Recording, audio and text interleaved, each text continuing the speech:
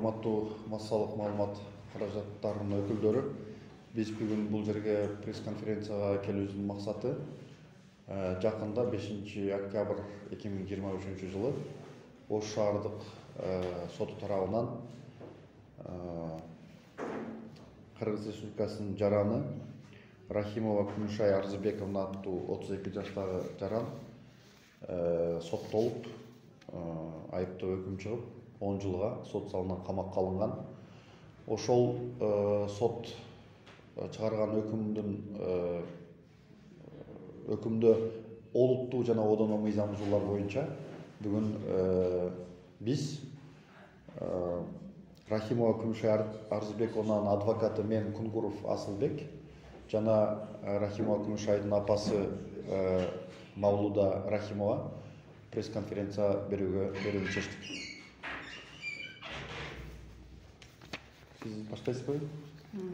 Окуя кандай болгон кыскача апасы айтып берсин.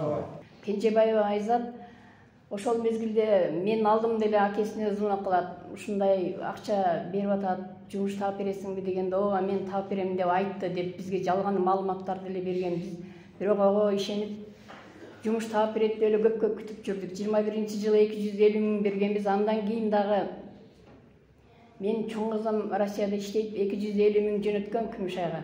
Ошол акчаны дагы 60 миң, 30 миң, 70 миң, 50 миң кылып бардыгын берип, акырында мынандай ушундай окуяга туш болуп отурабыз.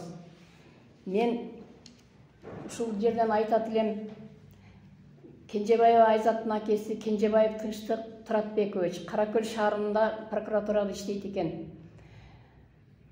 Эгер Кенжебаев Тынчтык Туратбекович, эгер сен уккан болсоң, ушул менин кайрылуумду, карындашыңды тартипке салып коюуңду суранамын. Бул бир эле биз эмес, бизден башка канча адамдарды какшап жүрөт. Сен ошол кылыктарын билбейт экенсиң карындашыңдын. Мен дагы айтар элем, 1923 ошол боюнча ошол акча ошол боюнча келген жок. 22 жыл өттү. 23-жылы 30 январда кызым дагы одон мурда звонок кылып Айзатка сен акчаны бергин, акең ишке киргизе албайт экен, берген акчаларыңды кайтар десе, 30 январь күнү биз Бүлбулакка акча алып, анан айылга ошол 250 миң үкөмөн карыз алгандыгын акчаны жөнөткөнү банкка кетсек, Кенжебаева Айзат биздин үйгө уруксатсыз үйгө кирип алып, бардык жактарды тытып караган болот. Ошол мезгилде мен документтерим туура эмес болуп калып, паспортум үйдө калып кеткен экен. Кызымды үйгө жөнөтсөм, келсе үйдө жүрүптүр Кенжебаева Айзат. Ылай буттары менен январда эшик ылай болот, ошол ылай буттары менен биздин үйгө кирип, бардык жакты тинтип карап жүрүптүр. Бул деген бирөөнүн үйүнө уруксатсыз кирип тыткан деле кылмыш да. Эмне үчүн бул сот системасында иштеген адамдардын карындаштарына, бир туугандарына, балдарына закон жок Кыргызстанда. Анан дагы акырында ошол жанагы кылыктарды кылып алып дагы мен кызымды күтүп турсам эч барган жок. Анан кайра үйгө келсем, Кенжебаева Айзатты менин кызым, күйөөм коридорго түртүп чыгара албай жулкунуп аткан экен. Айзат түртүп чыгарып аткан экен. Анан үчөөлөп дарбазадан чыгарганбыз.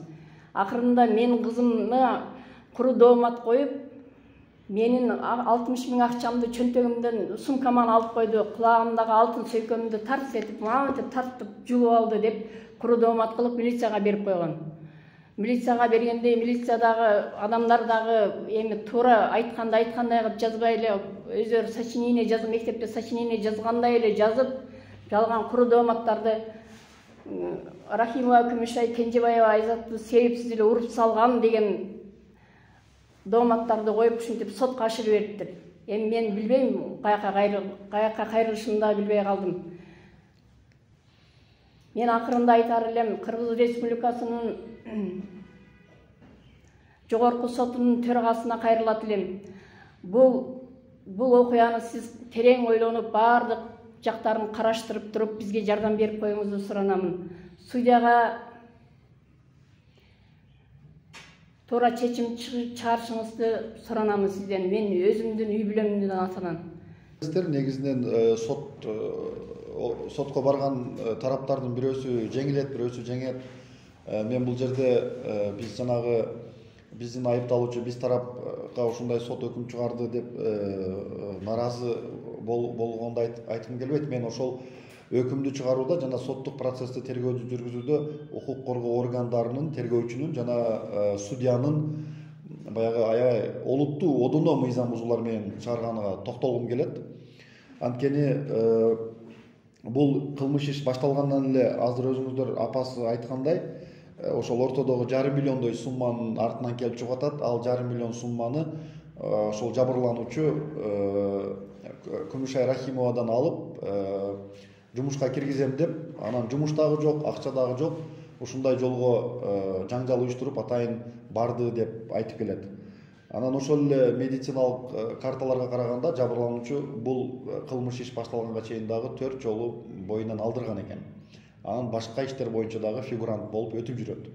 Ал иштер боюнча фигурант кээ бирөөлөрү сотто болуптур, кээ бирөөлөрү азыр тергелип атыптыр. Ошол жабырлануучу катышкан иштер, аларды дагы биз сотко келтирдик, бирок сот ага көңүл бурган жок. Бирок мен негизги бир 10 чакты мындай одоно мыйзам бузууларды сиздерге айтып берейин. Тергөө башталганда эле тергөөчү Зулпукаров, Ош шаардык ички иштер башкармалыгынын тергөөчүсү кылмыш иш аяктады деп айыпталуучу 2 ай камакта жаткан. Ош шаардык милициясынын убактылуу кармоочу жайында. 21 март 2023 жылы нөөмөтчү адвокат менен, мамлекет тарабынан берилген адвокат менен экөөбүз кирип, айыпталуучуну кылмыш иш менен тааныштырып, кол койдуруп алганбыз деп колду койдуруп протоколго сотко жөнөткөн. Ал эми айыпталуучу Күмүшай Рахимова сотто таанышканда көрүп атат. Менин колум эмес, мени тааныштырган эмес деп. Андан кийин мен ошол Ош шаардык милициясынын убактылуу кармоочу жайынын башчысына адвокаттык суроо талап жөнөтүп, алар бизге жооп берип атат расмий түрдө. 21 март күнү Нооруз майрам болгон, эч ким кирген эмес деп. Бирок иштин ичинде ошол күнү биз киргенбиз деп колдору турат. Ал факты боюнча Күмүшай Рахимова Ош шаардык прокуратурасына кайрылган. Андан кийин жогорку башкы прокуратурага да кайрылып, азыркы учурда ал факт боюнча улуттук коопсуздук мамлекеттик кызматынын Ош облусу жана Ош шаары боюнча башкармалыгынын тергөө кызматы тарабынан каралып жатат. Экинчиси, ошо тергөөчү дайындаган соттук медициналык экспертизанын корутундусуна ылайык жабырлануучунун денесине жеңил жаракат келтирген, бирок боюнан алдырган. Ал эми ошол окуя менен боюнан алдыргандын экөөнүн байланышын аныктоо мүмкүн эмес деген корутунду чыгарган.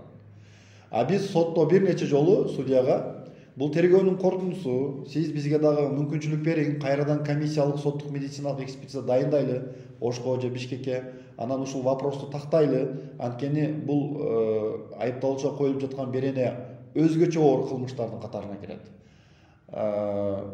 деген биздин өтүнүчтөрүбүздү бир нече жолу негизсиз четке кагып салды. Судьяны андан кийин четтетүү боюнча айыпталуучу тарабынан жана мен адвокаты катары мен тарабынан бир нече жолу биз четтетүү боюнча өтүнүч келтирдик. Алар дагы бир нече жолу четке кагылган.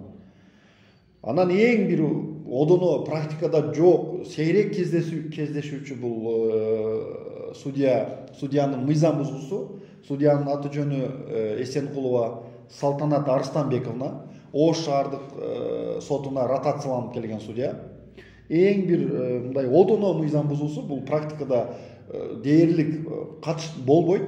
Бул өзгөчө оор кылмышка айыпталып жаткан Күмүшай Рахимованын соттук териштирүүсүн адвокаттын катышуусуз өткөргөн. Мен өзүм адвокаты катары атамдын бир тууган иниси каза болуп калып, Бишкекке кетип, анан бир күн мурда биз канцелярия аркылуу ишти жылдыруу боюнча өтүнүч бергенбиз, ал жерге авиабилеттерди тиркегенбиз. Бирок ошого карабастан соттук териштирүүнү, соттук отурумду, күбөлөрдү сурап, ошол күнү адвокатсыз өткөрүп жиберген. Ага ошол жерде катышып отурган прокурор дагы эч кандай реакция жасаган эмес. Ошондой эле мен бул судья Эсенкулованын мындай жеке эч кандай менде претензиям жок, бирок мен анын профессионалдуу компетенциясына комментарий бергенге мындай укуктуумун. Менде мындай элес калды да, илгери колхоздордун башкармасы баягы чогулуш өткөрөт го.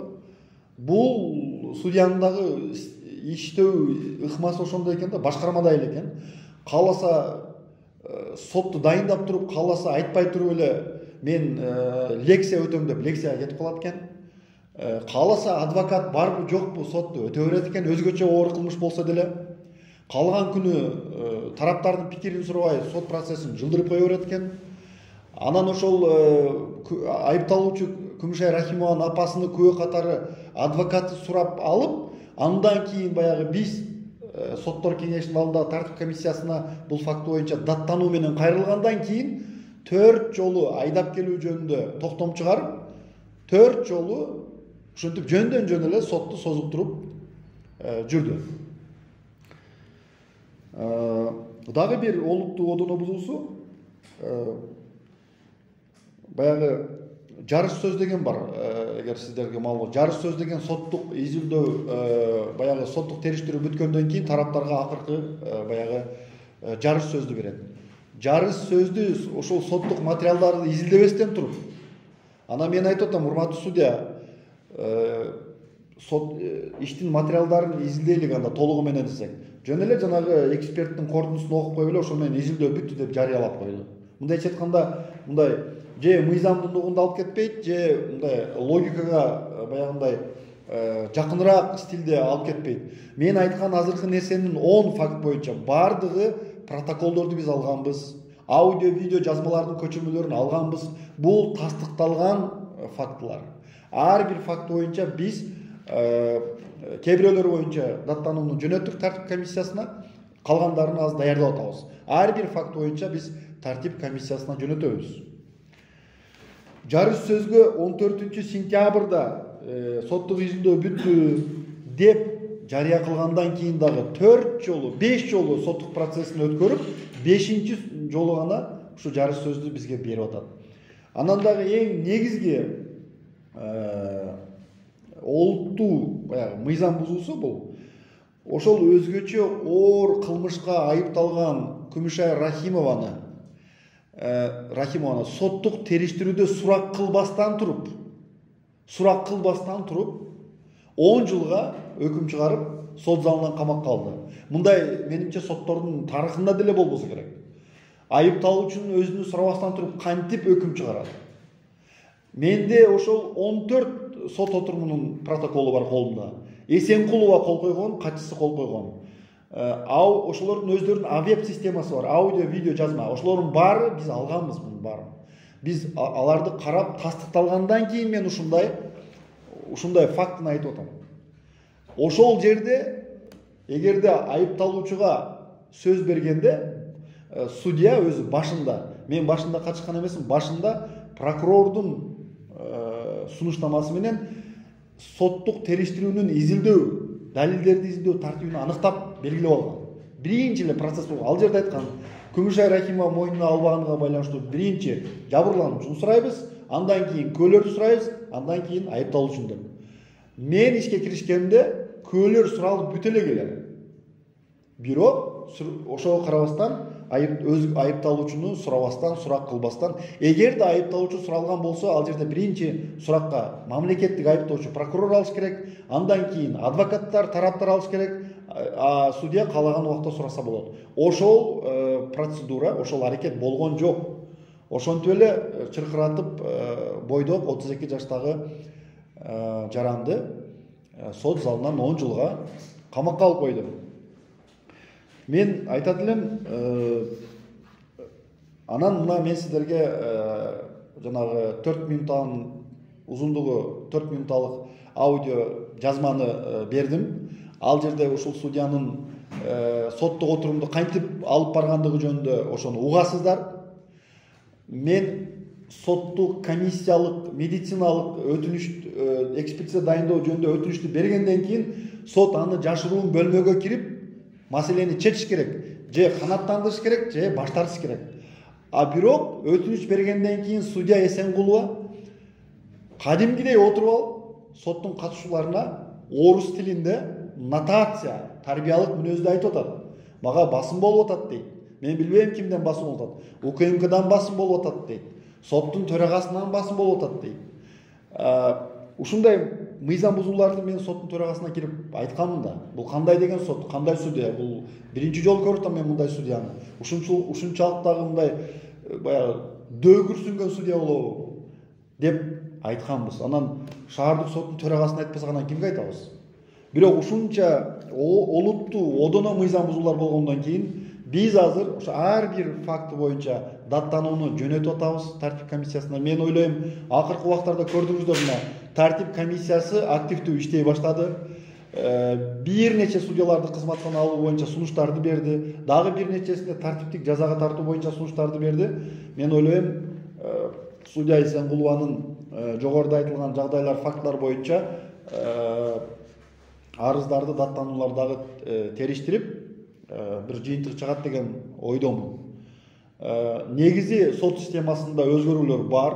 Мен көп эле адилеттүү, компетенттүү, калыс, мыйзамды сактап соттук териштирүүнү өткөргөн судьялар дагы арбын. Бирок арасында мына судья Эсенгулова окшогон судьялар дагы бар экен. Ушулар бүтүндөй сот бийлигине гана эмес, бүтүндөй мамлекеттик бийликке доо кетирет. Элдердин бийлик болгон ишенимине доо кетирет. Кантип бул бир эле иш боюнча, мен катышкан иш боюнча ушунча фактыны, ушунча мыйзам бузууну, болгондо дагы олуттуу жана одоно мыйзам бузууну мен ушуну жазып берип атам. Билбейм, ал судья ар күнү адамдардын тагдырын чечет. Соттук өкүмдөрдү кабыл алат, камап жаткандыр. Ошол жерде мен ойлойм, толтура мыйзам бузуулар болсо керек деп. Ошондуктан азыркы күндө биз бул иш боюнча апелляциялык даттануу менен Ош облус сотуна кайрылганбыз. Мен ойлойм, Ош облус сотунда соттук териштирүү адилеттүү болуп, бир адилеттүү чечим чыгат деп. Анан жанагы жабырлануучунун туугандары, бир тууган агасы прокуратурада иштейт экен. Ал ошол прокуратурада иштеген агасынын атына жамынып, же аны менен чындыгында ошондой болгонбу, 5,5 миллионго жакын акча алып, анан ошол акча бербестин айласын ойлоп ушундай, же жумуш жок азыр Рахима, же акчасы жок, ушундай жолго барган деп туугандары, айыпталуучу өзү айтып атат. Азыр өзү дагы айтып кетти. Мен силерге болгон ушу укуктук жагын айтып бердим. Мен ойлойм, мындай судьялар сот системасына доо кетирет. Андыктан булар жазаланыш керек, мүмкүн болсо иштебеш керек сот системасында. Мен дагы бир жолу кайталап коеюн, мен бул адвокаты катары өзүмдүн баягы чындыгымды эле айтайын деген эмес. Мен болгону конкреттүү ошол аудио, видео жазмасы бар залда тартылып, протоколго өзү кол коюп берилген фактылар боюнча сиздерге азыр баяндап бердим. Кайсысын сактап турасыздар өзүңүздөр? Белгороддо. Кызыңызды билесиздер беле? Жок, ойдо. Кыз анан ал жака жумушка кире албай азыр Банк Азияда иштеп аткан экен, отдел кадр болчу. Азыр эми бүгүнкү күндө Жалал Абадта СИЗОдо камакта. Ал боюнда барып келди сиздердин үйүңүзгө келгенде. Боюнда бар жок экени жок да, ошон экспертиза кылдырайлы. Анан булар боюнан алдырды деп туруп врачтарга барса, врачтар айтат экен, биз ошо баланы колуга бергенбиз дейт экен. Бул жабырлануучуга, айыпталуучу бала каерде биз көрөйүк, каерге көмдүң десе, аны көрсөтпөйт, жок. Ушундай күмөндүү жагдайларда. Анан эң негизгиси соттук медициналык экспертиза айтып атат. 13-14 жумадагы баланы боюнан алдыргандыгы, бул баягы алдыргандыгы менен анан ошол окуянын экөөнүн баягы байланышын аныктоо мүмкүн эмес. Анткени 13-14 жумада бала жана түйүлдүк жамбаш сөөктөрүнүн коргоосунда болот. Баягы денесинде эч кандай баягы жаракаттар жок, андыктан аныктоо мүмкүн эмес деп берген да. Бирок ошого карабастан баягы тергөөдө кандай берене коюлса, ошол эле берене эч өзгөрбөстөн, ошол эле экспертизанын жыйынтыгы менен судья ушундай өкүм чыгарып атат. Аны мен айтып атам, анда соттун не кереги бар, эгер тергөөдүн эле эмеси менен өкүм чыгарса, иши менен, корутундусу менен, прокуратуранын эле айтканын менен кылса, анда соттук териштирүүнүн не кереги бар анда? Соттун не кереги бар анда? Тергөөдөн эле бүтүрүп койбойлу, ошактан эле камап эле же бошотуп койбойлу ошактан. Мен ойлойм, акыркы учурда мына Кыргыз Республикасынын жогорку сотунун төрагасы дагы аябай ушундай баягы адилетсиз, компетентсиз, баягындай калыс эмес сотторго өзүнүн сунушун берип, мындай катуу чараларды колдонуп атат. Ушул биздин даттануулар негизинде дагы кандайдыр бир жыйынтык чыгат деген ойдомун.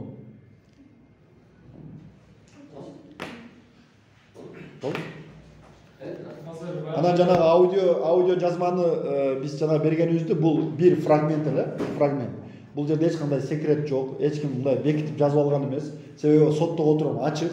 Ал жерде аудио жазууду соттун уруксатысыз жүргүзсөңүз болот. Ошондой эле өздөрүнүн системасынан алынганда. Ал жерде болгону бир эмес эле. Баягы өтүнүштү бергенден кийин сот процесс, сот ошону жашыруун бөлмөгө кирип чечип келиш керек. Ал Эсенкулов андай кылбайт. Өтүнүш бергенден кийин жарым саат нотация окуйт экен, орусча, кыргызча. Андан кийин эсиге келип калса, ой, мен өтүнүш бар эле, кирип келейин деп кирип келет экен да.